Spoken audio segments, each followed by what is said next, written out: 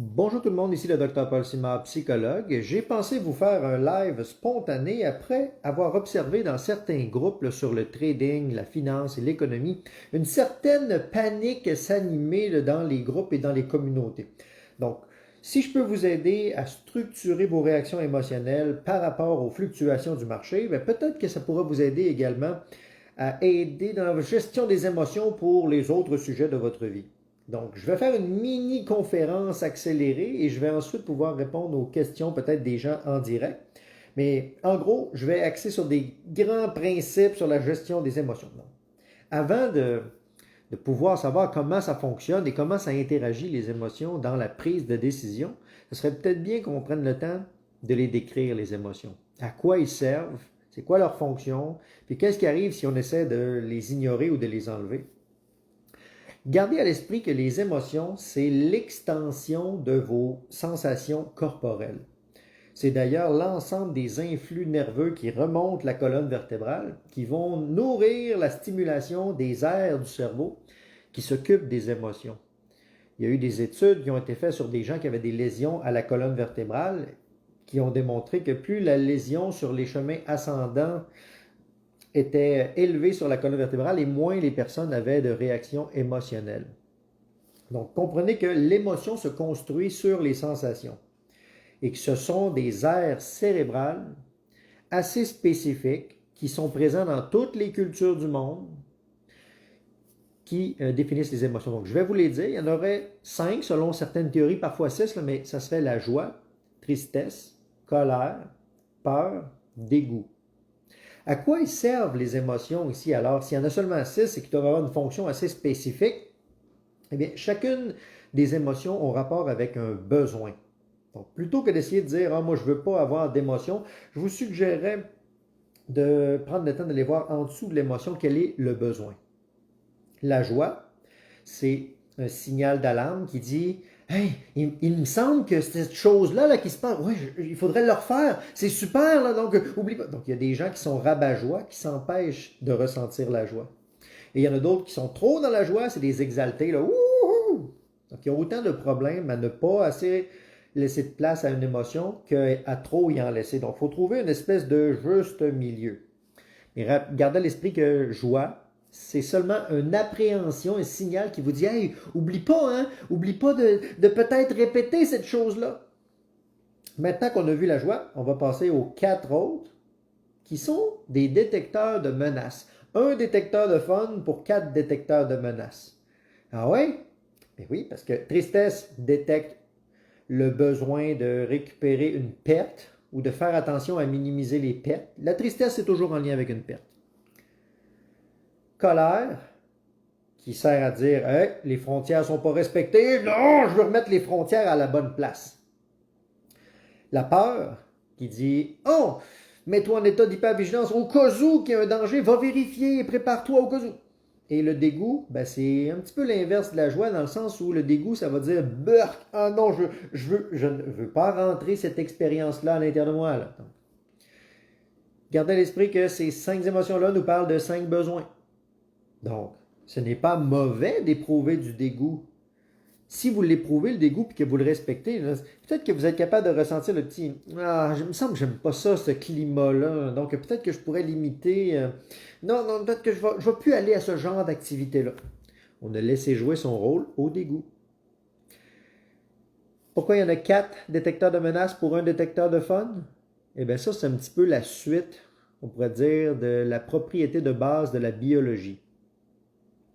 La biologie est faite pour survivre, elle n'est pas faite pour être heureux. Elle a le potentiel de nous rendre heureux, la biologie, mais elle n'est pas faite pour ça à la base. À la base, elle est faite pour survivre. Il y a plein de mécanismes de régulation, d'homéostasie, d'équilibre, de détection de dangers potentiels qui cherchent à prendre des raccourcis, des a priori pour nous aider à survivre. Si vous gardez ça en tête, que les émotions sont là pour vous aider à survivre, ça va grandement vous faciliter la vie pour essayer de les écouter plutôt que d'essayer de les nier. Je comprends que les émotions ici, qui sont des détecteurs de menaces, c'est désagréable lorsqu'ils sonnent. C'est sûr que c'est pas le fun d'éprouver de la colère ou éprouver de la tristesse, ou éprouver de la peur. C'est sûr que le dégoût aussi, c'est pas agréable. Mais ça, c'est parce que pour survivre, vous devez vous assurer de faire un check-up sur tous ces détecteurs de menaces potentielles-là. Et si vous reste de l'énergie, bien, vous pourrez peut-être profiter des beaux moments en étant disponible, disposé. Ça nous renvoie une grande nuance à ça sur la contraction et l'ouverture.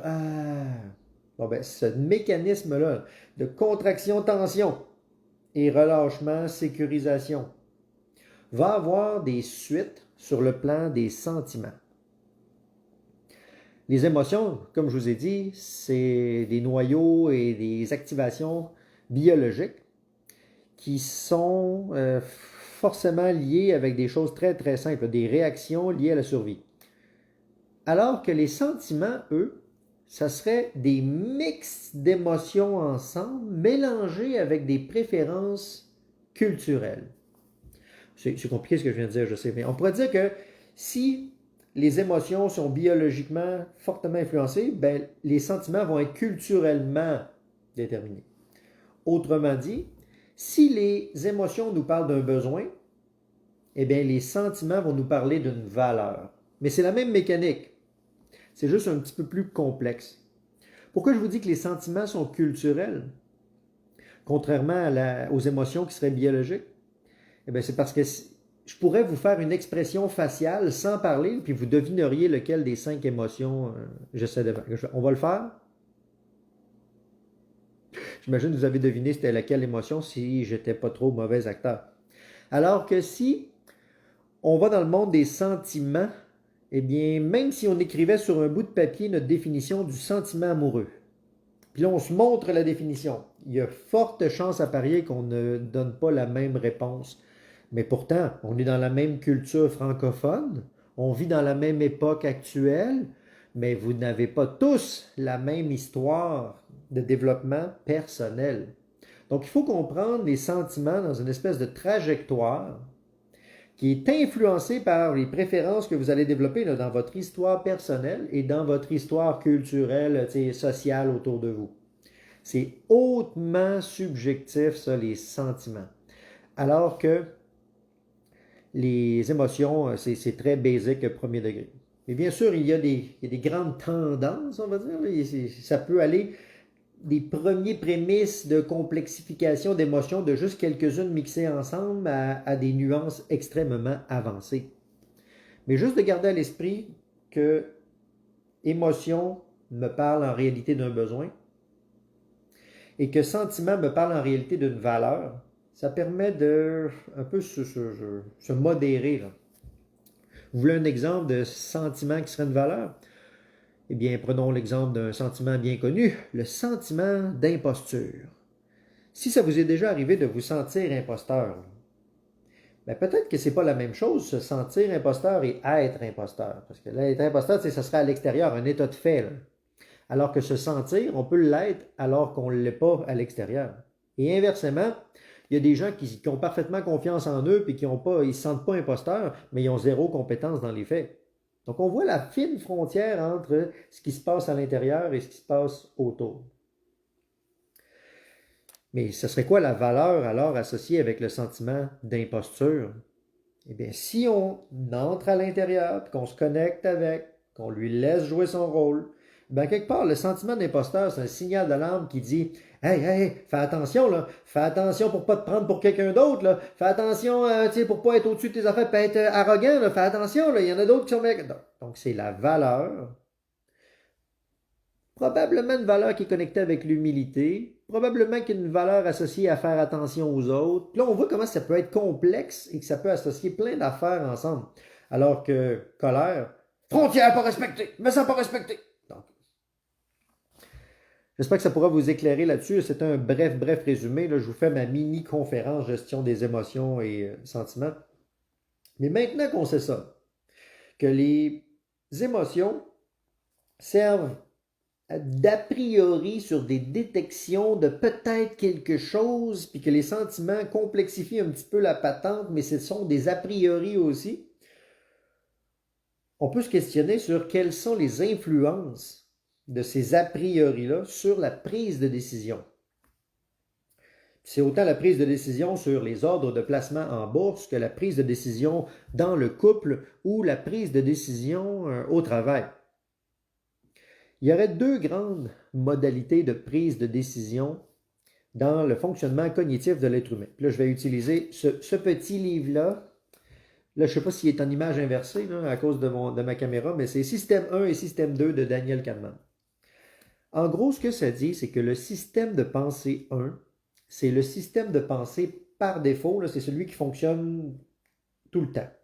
Ce qui le caractérise, c'est qu'il est très rapide et on pourrait le résumer par des termes comme intuition, croyance, heuristique.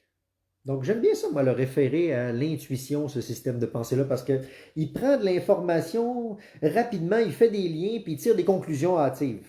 Donc, c'est un système de pensée qui est super pratique, parce que si le blé bouge comme ça dans le champ, puis là, je me dis, oh, là, ça éveille en dedans de moi la peur et des croyances sur, mais quand le blé bouge comme ça, c'est comme l'histoire qu'on m'avait racontée sur le coin du feu d'un lion qui avait sauté. Donc rapidement, on peut se tasser et finalement découvrir que, hey, il y avait véritablement un lion, là, donc une chance que je me suis tassé.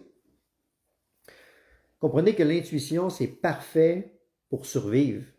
Ça fait des raccourcis, ça va très vite, ça fait des effets de moyenne approximative. Puis là, ça essaye même de forger des grandes lois de fonctionnement universel, mais extrêmement manipulables, extrêmement imparfaites et influençables. Alors que le système de pensée 2, lui, c'est un système de pensée qui est beaucoup plus lent. C'est comme si le système de pensée 2 il était capable de dire un instant, je sais que ça va vite, les événements de la vie, mais si on prenait le temps de les examiner, puis là, ils fonctionnent non pas par des moyennes générales, mais plutôt par des additions et comparaisons d'unités une envers l'autre, on pourrait dire que le système de pensée 2, il fait des coefficients de corrélation. Alors que le système de pensée 1, il se fait des grandes illusions de causalité. Il y a tellement de mécanismes d'influence qui peuvent biaiser le jugement de l'être humain dans le système de pensée 1. C'est incroyable. Mais bon, ici, vous pourriez me dire alors, ben OK, y a-t-il un moyen qu'on pourrait prendre pour être tout le temps dans le système de pensée 2? Eh bien, la réponse est non. Pourquoi? Eh bien, parce que notre cerveau, c'est un organe physiologique qui est fait pour survivre et qui a le potentiel d'être heureux. Mais il y a le potentiel d'être rationnel aussi. Mais comme n'importe quel potentiel de niveau très élevé, on n'y va pas souvent. C'est temporaire et transitoire l'accès à la rationalité. C'est temporaire et transitoire l'accès au bonheur également. Il ne faut pas confondre bonheur et plaisir. Parfois, quand on est heureux, on peut aménager les souffrances. Je voudrais ajuster mon background. Ouais. Donc, j'ai perdu mon fil. Mais c'est un petit peu dommage alors de penser qu'on ne peut pas toujours être dans notre système de pensée 2. Y a-t-il moyen de pirater le système? Eh bien, quand on observe dans le fonctionnement du cerveau, les gens qu'on demande de rester dans un mode d'analyse rationnelle des tâches, on voit le taux de glucose chuter au bout. C'est que le cerveau, il mange beaucoup de ressources pour pouvoir faire de l'analyse précise, pivoter des objets mentaux, puis faire des calculs d'unités, tout ça. C'est très, très, très, très exigeant pour l'énergie du cerveau. Et la biologie a inventé un super outil pour économiser de l'énergie. On appelle ça la répétition des patterns.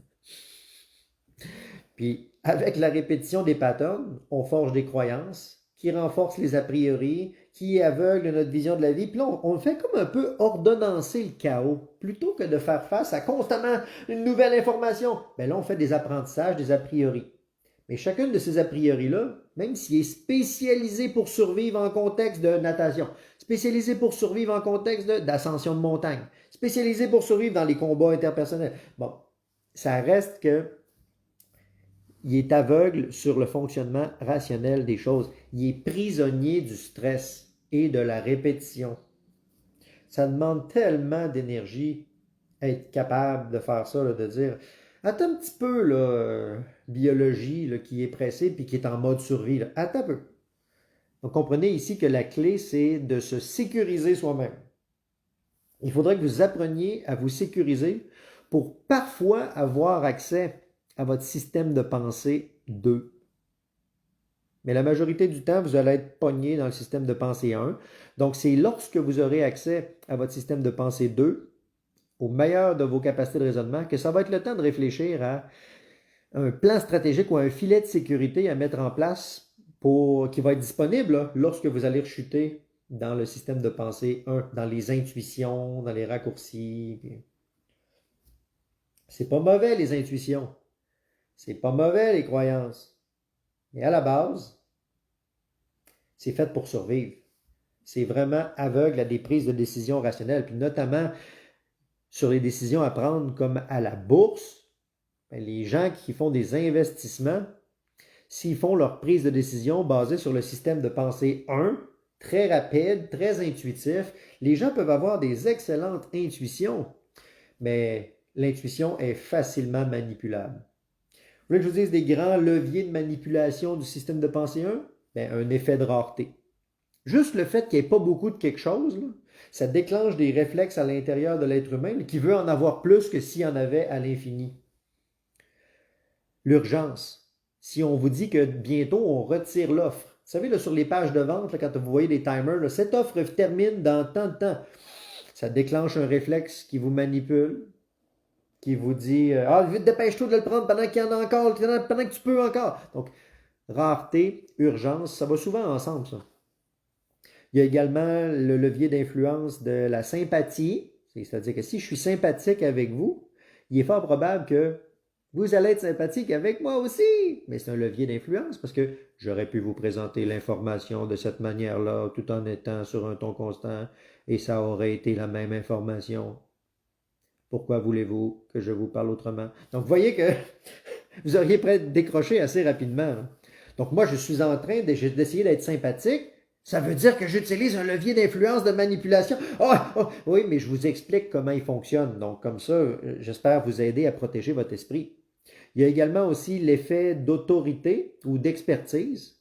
Donc, quand je dis je suis le docteur Paul Sima, psychologue, donc j'utilise deux leviers d'expertise, d'influence. Je suis en train de vous manipuler ou je fais juste dire la vérité? Bien, je vous dis la vérité parce que c'est vrai que j'ai un doctorat et c'est vrai que je suis psychologue. Mais par contre, on sait que ça utilise une porte d'entrée qui pourrait faire baisser vos résistances dans votre système de pensée 1 parce que je suis docteur en psychologie et psychologue. Donc moi, je dois utiliser ce titre-là d'expertise avec une grande modération pour pas abuser des gens dans les dires. Donc c'est ce qui fait que je suis toujours un petit peu en train de me modérer et prendre un pas de recul. Il y a également aussi la preuve sociale.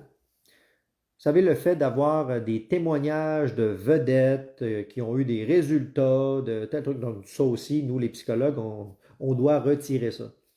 C'est pour ça que sur ma page Facebook, vous ne trouverez pas d'espace pour laisser des avis, et notamment parce que mon ordre professionnel nous demande de retirer ça quand on peut les retirer, parce que c'est considéré comme une utilisation de notre clientèle à notre avantage. Et notre déontologie nous dit le psychologue ne se met pas en posture d'utiliser sa relation avec son client de manière à s'avantager lui-même. Donc, il faut que ça soit rationnel, clair, quelles sont les limites de l'engagement et du partage. Mais l'esprit humain, il adore ça, se relier, entrer dans une dynamique de wow, d'admiration. Donc, il faut protéger les gens quand on est psychologue. On protège les gens même d'eux-mêmes. Même s'ils disent oui, oui, oui, je le veux, je veux être ton serviteur. Ben, moi, je dirais non, demande refusée. Comment on le voit apparaître, ça, la distinction entre le système de pensée 1 intuitif et le système de pensée 2 un petit peu plus rationnel? Eh bien, ça serait une structure cérébrale qui commence à apparaître à peu près là, vers 2-3 ans. Là. Mais encore là, ça veut dire qu'elle n'est pas fonctionnelle à son max là, à 2-3 ans. Là. Et je vais vous parler notamment d'une structure cérébrale qui s'appelle le frein de rétro-inhibition. dans la zone ventromédian du lobe frontal. Donc, juste un ventromédian, ça veut dire médian dans le milieu, ventro en dessous du lobe frontal. Donc, juste en arrière ici, là, des yeux, là, il y a une structure cérébrale qui plonge vers le thalamus et les aires qui gèrent les émotions dans le système limbique, puis qui est capable de dire au système affectif, calme-toi, là. OK, c'est beau, attends un petit peu. Bon, ben, cette structure-là commence à se démarquer pas avant l'âge de 2 ans. Vous savez, la capacité de contrôle sur soi, et puis là, l'enfant, il jouit de dire non. Ben, on en voit aussi des grandes différences avec l'épreuve du biscuit. Si vous allez sur YouTube et vous tapez ça, l'expérience du biscuit ou de la guimauve, le marshmallow test en anglais, je pense que ça s'appelle. C'est une épreuve dans laquelle ils mettent un enfant dans une salle qui est filmée dans une salle avec une vitrine sans teint. Puis là, l'expérimentateur dit à l'enfant, voici un biscuit dans l'assiette. Donc, c'est ton biscuit, il est à toi, mais je vais te le laisser manger. Mais si, quand je vais revenir dans la salle, tu ne l'as pas mangé, je t'en donne un deuxième. Comme ça, tu vas avoir 2 biscuits si tu attends. Mais par contre, si tu le manges ou tu le grignotes un petit peu, celui-là, tu n'auras pas le deuxième biscuit. Est-ce que tu comprends? L'enfant dit oui. Et l'expérimentateur sort de la pièce. Puis là, on voit le comportement de l'enfant qui est filmé dans la caméra, seul devant le biscuit. Puis là, il y en a qui regardent le biscuit et qui font « Ah! » Il y en a qui sentent le biscuit. Puis qui le laissent là. Il y en a qui prennent le petit morceau puis qui essaient de voir comme s'ils se font pas voir puis qui mangent. Il y en a qui, aussitôt que la personne n'est même pas encore sortie, qui prend le biscuit et dit oh, il mange le biscuit tout de suite. En se disant ben moi, je m'en fous de ton deuxième biscuit. J'ai faim maintenant puis il y a un biscuit maintenant. Donc, toutes ces études-là qui ont été répétées ont pu conduire à une foule de résultats, là, puis il y a beaucoup de nuances selon les facteurs explicatifs, là, parce que c'est pas la même chose manger le biscuit en me disant j'ai confiance que ma mère va m'en apporter d'autres de toute façon des biscuits, donc je m'en fous de ton deuxième biscuit parce que je te connais pas, monsieur l'expérimentateur. Il y a une grande différence avec ça versus l'impulsivité. L'enfant qui n'est pas capable de se retenir de manger le biscuit quand il est là. Mais ceux qui sont capables, à partir d'un certain âge, de dire d'accord, je vais reporter à plus tard mon plaisir immédiat pour avoir un plus grand plaisir après. Ben, ce sont ces enfants-là, ça prédisposerait beaucoup de capacités, une fois rendu dans la vie adulte, à suspendre son jugement, à être capable de mettre un petit peu en modération son système de pensée 1 et de dire attends un petit peu, qu'est-ce qui se passe pour de vrai? Donc ça, c'est le système de pensée 2 rationnel qui est très lent et qui bouffe beaucoup d'énergie au cerveau. Mais comprenez que ça demande beaucoup d'efforts au cerveau d'être capable de ralentir le rythme pour se donner accès à un système de pensée qui n'est pas l'intuition, qui n'est pas les croyances. Mais par défaut, là, les gens prennent des raccourcis, puis même à l'âge adulte, même si on pense qu'on réfléchit, en réalité, on n'est pas très bon pour quitter le système de pensée 1. Là, je dis on, moi aussi je suis là-dedans, je m'embarque dans la gang. Mais vous, comment vous auriez géré ça hein, si on vous avait présenté dans une assiette un petit biscuit là, en vous disant d'attendre? Ben, vous pouvez en voir l'équivalence de quand vous observez vos réactions d'adultes si vous êtes dans une file d'attente. Si vous êtes bloqué dans la circulation ou qu'il y a des gens qui bloquent votre accès d'entrée en véhicule à un endroit ou que le service à la clientèle au téléphone est très très long. Donc, qu'est-ce que ça suscite à l'intérieur de vous? Est-ce que ça suscite de la rage au volant? Est-ce que vous insultez les caissières parce qu'ils ne fonctionnent pas assez vite? Est-ce que vous insultez les services à la clientèle parce que vous avez attendu trop longtemps ou vous raccrochez avant de... Bon, on voit ici les manifestations de l'impulsivité. Bien, transposé au monde de la décision dans la bourse, imaginez quelqu'un là, qui veut rapidement un gain, là, puis là, il veut quelque chose, puis il voit des indicateurs, puis là, son ami, en qui il a confiance, lui a dit « Ah, tu sais, c'est bon cette compagnie-là, c'est sûr qu'ils vont augmenter, ou cette crypto-monnaie-là, c'est sûr qu'ils vont augmenter bientôt. » La personne dit « OK, OK. » Fait que ça suraugmente sa confiance, donc système de pensée 1, puis là, il achète. Et là, il y a forte chance à parier que dans le pile ou face de la bourse, parce que c'est souvent un jeu de hasard, les variations boursières, même s'il y a une tendance haussière sur le long terme, au quotidien, les indicateurs sont... On ne le sait pas, là. Toutes les recherches là-dessus ont démontré que c'est très aléatoire au jour le jour, où on n'a pas encore maîtrisé les paramètres. Peut-être un jour avec l'intelligence artificielle, ils vont saisir tous ces paramètres-là, mais... Qu'est-ce que ça prendrait alors pour vous aider si vous avez déjà été impulsif dans vos choix d'ordre de placement, dans vos choix d'investissement, dans vos réactions face à vos conjoints, conjointes, dans vos réactions au travail, si vous faites preuve de rage au volant, si vous êtes dans un conflit et que vous ne savez pas comment arrêter ce genre de situation-là de conflit, il faut que vous compreniez l'ingrédient numéro 1 qui permet d'avoir accès au système de pensée 2. C'est le sentiment de sécurité. Dès que vous allez avoir le sentiment de sécurité à l'intérieur de vous, là, vous allez vous ressaisir vous-même. Ça ne sera plus vos réflexes de survie qui vont prendre les décisions. Ça va être que vous avez de meilleurs. Vous allez être capable d'être plus posé, plus calme, mais venez ici. Mais temporairement, parce que dès que vous allez être fatigué, vous allez retomber dans le système de pensée 1. Dès que vous allez être stressé, vous allez retomber dans le système de pensée 1. Dès que vous allez être surpris, vous allez retomber dans le système de pensée 1. Dès que vous allez être malade, vous allez retomber dans le système de pensée 1. Il n'y a pas moyen de s'affranchir de ça parce que la biologie commande de prendre des raccourcis, des a priori. On n'a pas toujours le même niveau d'énergie. Donc, on est influençable. On se fait constamment manipuler. Puis nos émotions sont là pour tirer des a priori de survie. Nos émotions, ils ne savent pas, eux autres, qu'on est rendu dans un ère de droit égalitaire qui cherche à rendre les choses accessibles pour tous les humains. Mais c'est encore très imparfait, c'est très jeune dans l'histoire du développement de l'intelligence, notre civilisation actuelle. Donc, on va essayer de faire notre propre bout de chemin en développant notre sentiment de sécurité envers nous-mêmes. C'est souvent à travers le lien d'attachement que l'enfant va le développer. Un lien d'attachement sécure dans lequel l'enfant il va se faire renvoyer l'image qu'il est adéquat par le parent. Ça va comme apaiser quelque chose dans lui.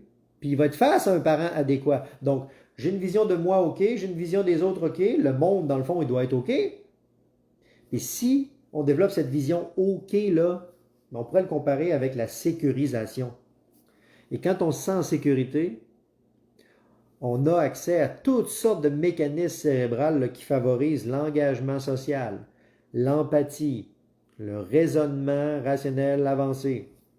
Il suffit de stresser un petit peu quelqu'un, là, puis il régresse dans ses capacités de prise de décision. Lorsque vous aurez appris à travailler votre sentiment de sécurité en vous donnant de l'attention, en ralentissant le rythme, en observant là où avant vous étiez fusionné sur quelque chose, en créant un petit peu d'espace, vous allez peut-être pouvoir mettre en place d'autres stratégies plus complexes. Il y en a vraiment des centaines de milliers, là, des stratégies, des trucs à mettre en place pour se sécuriser. Mais moi, ce que je privilégierais beaucoup, c'est les techniques d'ancrage. Il faudrait que vous trouviez des manières autour de vous de vous rappeler que vous avez besoin de sécurité pour dépasser les évidences. Je vais vous donner un exemple de truc qui permet, moi, pour ma part, de dépasser les évidences, pour me rappeler un petit peu à tous les jours que, oublie pas, hein, même si ton stress te dit que, oh, OK, il y a quelque chose là, en réalité, il y a quelque chose qui va plus loin. Puis là, étant donné que j'avais lancé le live sur l'idée du placement à la bourse, je vais vous faire un petit peu une twist là, de mon exercice d'ancrage avec un livre sur la finance. Une autre Bible sur le monde de la finance, c'est l'investisseur intelligent. Puis là, comme vous voyez ici, il y a un signet qui est en réalité un billet de 50 $. Alors pourquoi j'ai, dans mes livres que je lis, je suis dans un autre livre là, actuellement, mais pourquoi j'ai un billet de 50 $ comme signet? Ben moi, c'est pour essayer d'activer mon système de pensée 2. Ah oui, comment ça? Eh bien, quand j'ouvre un livre, puis là, je lis, j'essaie de me dire, il faut que le livre ici, là, il vaut probablement moins cher que le billet qu'il y a là. Mon signet vaut plus cher que le livre. Donc, c'est un petit peu particulier que mon signet vale plus cher que le livre en tant que tel. Ah, c'est peut-être parce qu'il y aurait quelque chose à comprendre avec ça. Donc moi, ce que j'essaie de me rappeler avec cet exercice-là de signet qui vaut plus cher que le livre, c'est que je dois convertir cet apprentissage-là en une valeur supérieure. Donc, ce n'est pas le livre qui est important en tant que tel. Ce n'est pas la formation que vous allez suivre qui est important en tant que tel. C'est votre capacité à convertir ce sur quoi vous mettez votre attention en plus de valeur après coup. Puis là, moi, j'ai décidé d'utiliser ce truc-là, du 50 dans le signet, mais c'est vous qui décidez des ancrages que vous voulez. Là. Moi, j'en ai plein, là, des petits trucs comme ça. Là. J'ai des post-it, j'ai des rappels vocaux sur mes bidules Amazon à différents moments de la journée. J'ai des affiches qui contiennent des photos de mes mentors. Comme ça, quand je passe devant tous les jours, je me dis, ah oui, c'est vrai. Donc, ce sont des rappels qui me disent qu'il y a autre chose que ce que ma vision aveuglée par le stress là, du gars fatigué qui travaille tout le temps, puis tout ça, qui est pris dans le système de pensée 1, dire, attends, ah oui, c'est vrai, il y a d'autres choses que ça. Et aussi absurde ou simple que ça puisse paraître d'avoir un signet qui vaut plus cher que le livre, ben moi, ça m'amène sur la piste de la réflexion méditative. Puis ça me permet de dépasser les évidences et de dire, ben, tant qu'à prendre un peu de mouvement ou de perspective par rapport aux automatismes sur la valeur, peut-être que je pourrais réfléchir à mon rapport avec plein de choses qui ont de la valeur. Donc, mon rapport à la santé, mon rapport à l'argent, mon rapport aux relations amoureuses, mon rapport à la carrière, mon rapport à l'exploration de la vie. Puis là, on fait apparaître à l'intérieur de soi le filet de sécurité là, que je vous parlais, là, qui permet de, quand je vais retomber dans mon système de pensée 1, là, ben, je ne vais pas tomber dans le vide, je vais tomber dans le filet de sécurité sur lequel j'ai passé plusieurs minutes, plusieurs heures de ma journée à mettre de l'attention. Est-ce que vous en avez, vous, des trucs comme ça que vous pourriez partager en commentaire, des trucs pour dépasser les évidences? Des exemples d'ancrage que vous auriez pour aller au-delà des évidences? Moi, je vais vous en partager un deuxième. Là, je vais partager un exemple d'ancrage externe, mais j'ai un ancrage interne aussi. C'est qu'à toutes les fois que j'entends « Salut, ça va? » ben, je vais voir pour de vrai comment ça va à l'intérieur de moi. Ça fait 13 ans que je fais ça, parce que j'étais très brusque envers les gens à l'université. Et un jour, il y a quelqu'un qui me dit « Paul, comment ça va? » J'ai dit « Ça va. » Il dit « Non, non, mais pour de vrai. » Puis là, j'ai tellement trouvé ça bizarre, la question, que je suis allé voir pour de vrai en dedans de moi comment j'allais. Puis j'ai découvert que j'allais pas bien. Donc, c'est à ce moment-là que j'ai consulté un psychologue pour la première fois de ma vie. Ça a été le début de la santé mentale qui a commencé à apparaître à l'intérieur de moi. Puis là, maintenant, même si ça fait 13 ans, que ce soit à l'épicerie, à la station-service, avec mes amis, avec mes clients. D'ailleurs, parfois des clients qui arrivent dans le bureau et qui me disent Salut, ça va? Puis là, moi, je prends le temps de vérifier à l'intérieur de moi jusque dans mes orteils s'il y a quelque chose qui ne va pas, puis tout ça. Puis là, je dis souvent ça va, je suis un peu fatigué. Puis là, la personne me dit souvent Ah, t'as pas de l'air sûr. Et moi, je dis ben, c'est justement parce que je suis sûr que j'ai pris un petit temps pour aller voir. Mais voyez comment les gens sont tellement habitués d'être dans le système de pensée 1, rapide, intuitif, des formules de politesse, de convenance qu'on ne prend même pas le temps de vérifier si c'était une vraie question. Les formules de politesse, c'est du lubrifiant social. Dans le fond, on est juste en train de dire à l'autre, on n'est pas des ennemis, hein? Ça va, ça va. On n'est pas des ennemis, ok. Mais en réalité, si on dépassait ce niveau de stress puis qu'on regardait à l'intérieur de nous, ça prend peut-être juste une seconde. Puis là, moi, je fais le tour de mon corps au complet, là, dans les sensations. Chaud, piqué, serré, tendu, moton. Puis là, je viens de me donner de l'attention. Si je découvre que j'ai soif, finalement... Ah ouais, j'ai soif. Ah, ça vient d'apaiser quelque chose en moi. C'était pas prévu. Ça vient de libérer quelque chose dans la réalité. Ben, c'est ça des ancrages. À force de les répéter, on les renforce, on fait de la rééducation, puis on peut avoir des automatismes là, qui se mettent en place, qui vont comme venir challenger les anciens réflexes. Mais c'est par la réflexion, puis en orientant son attention volontairement sur cette répétition-là de soins, même si on n'y croit pas, on met quand même notre attention puis nos actions sur des trucs associés aux soins, sur des trucs associés avec le sentiment de sécurité. Qu'est-ce qui apporte un sentiment de sécurité? Ben, ça se pourrait-tu que se rouler dans une couverture puis se bercer, mettre de la musique douce, ça soit... Oui, bon, ok, ben je vais faire ça alors. Mais on dirait que ça marche pas. Normal.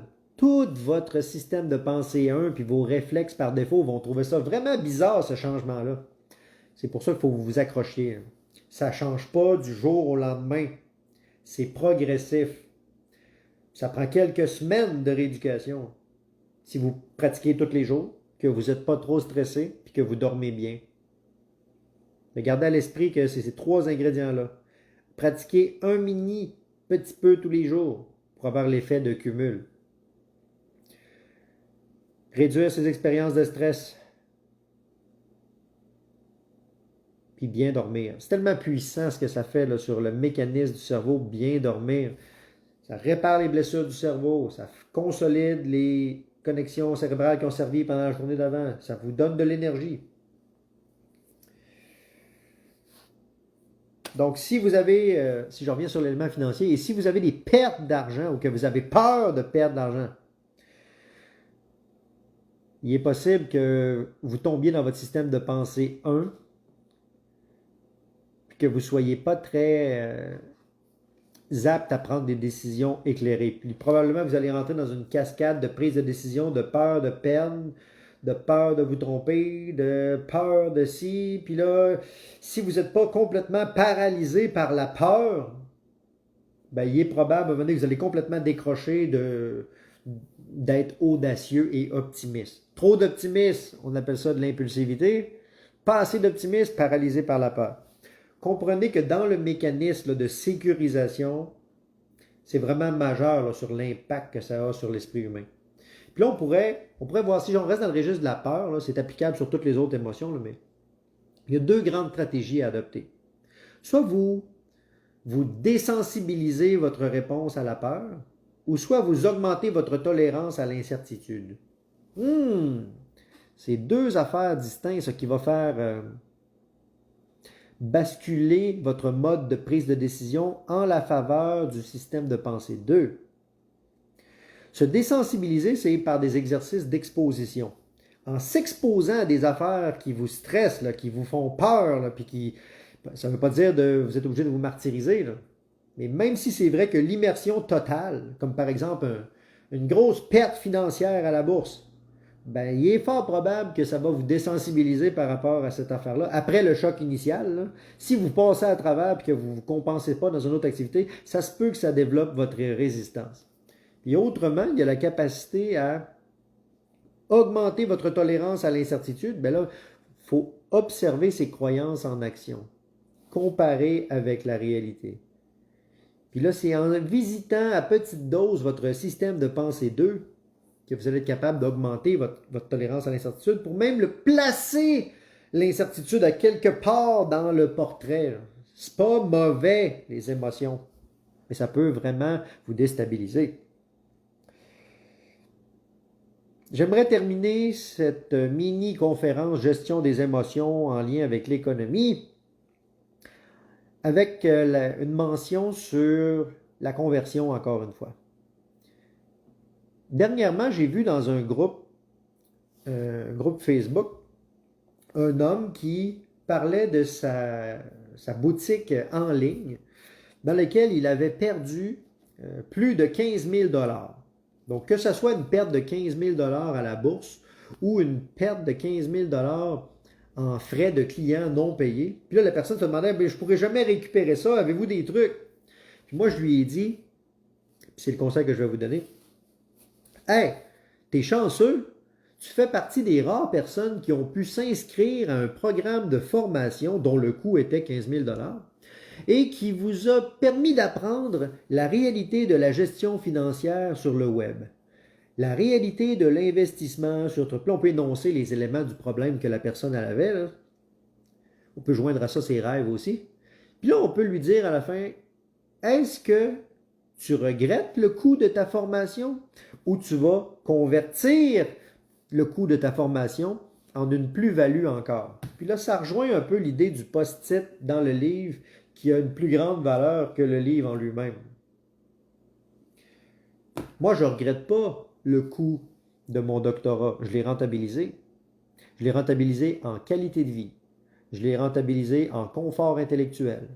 Je l'ai rentabilisé sur le plan salarial. Je l'ai rentabilisé sur le plan du réseautage avec des gens que j'avais une grande estime, que jamais j'aurais pensé pouvoir travailler avec eux un jour. Puis là, wow! Hey, ils me parlent comme si je suis leur ami. Ben, en fait, on est amis là maintenant.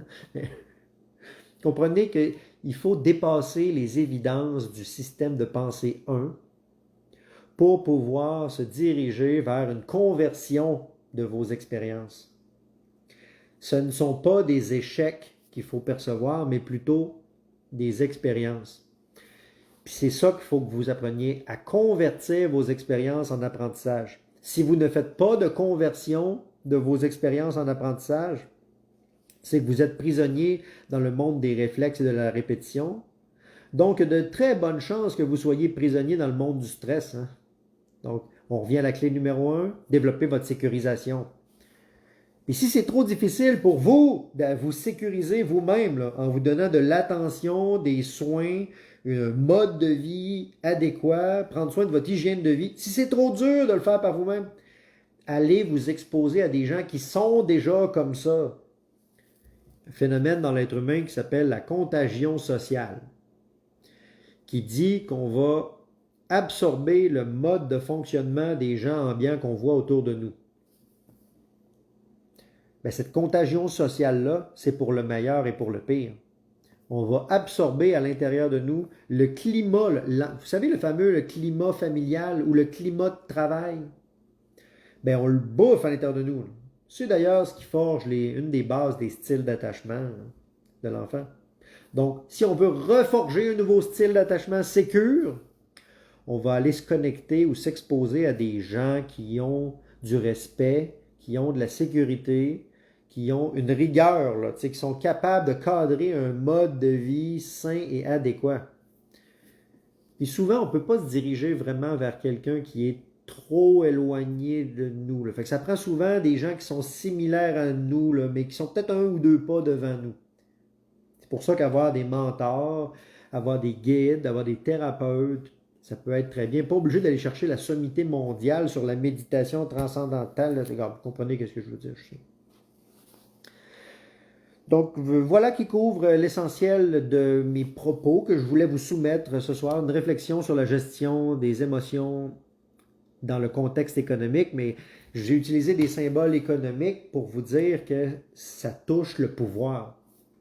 L'argent, c'est une forme de symbole de pouvoir. Ça ouvre des possibilités. Je vais regarder les questions. Est-ce que le système de pensée 2 ne pourrait pas empêcher la prise de décision car il tourne en rond?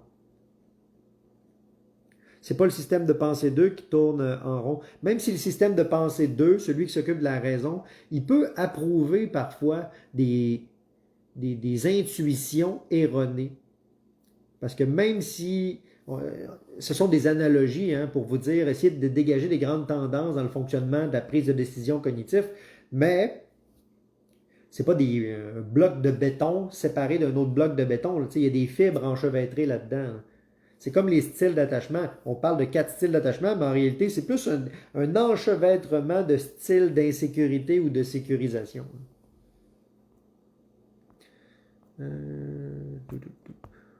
Sur mon téléphone, j'ai de la misère avec les questions de chat. C'est aussi basique que boire suffisamment d'eau. Parfois même, je suis basé, ignorer, durez-moi. Ah ouais, c'est ça, exactement. Souvent, bien dormir, le problème. Moi, ça ne fonctionne pas toujours. Ben, c'est correct. C'est correct si vous ne dormez pas toujours bien. Vous avez maintenant la cible sur laquelle aménager un filet de sécurité. Soyez humble devant le fardeau. Déposez-le, réfléchissez, puis changez quelque chose. Il n'y a rien qui va se corriger si vous ne changez pas quelque chose. C'est là la technique du PPPP, le plus petit pas possible, mais dans la bonne direction. Donc voilà qui conclut ma mini-conférence là-dessus web. Si vous voulez me rejoindre en privé, je vais mettre mes coordonnées dans l'espace description de la vidéo. Mais soyez assurés que mon but ici était de vous éclairer des grandes pistes. Ce n'était pas d'appliquer un jugement sur vos décisions que vous faites. C'était de l'éducation psychologique générale pour tous et non pas une intervention ou des recommandations individuelles. Mon objectif, ce n'est pas de faire un relevé exhaustif de l'ensemble de la connaissance sur un sujet, mais si vous avez des questionnements sur l'un ou l'autre des propos que j'ai tenus dans cette vidéo, soyez assurés que vous pouvez me contacter, puis je vais vous donner à la fois des sources, des informations, des références d'aide. Donc voilà, c'était le Dr Paul Simard, psychologue, et je vous dis à bientôt.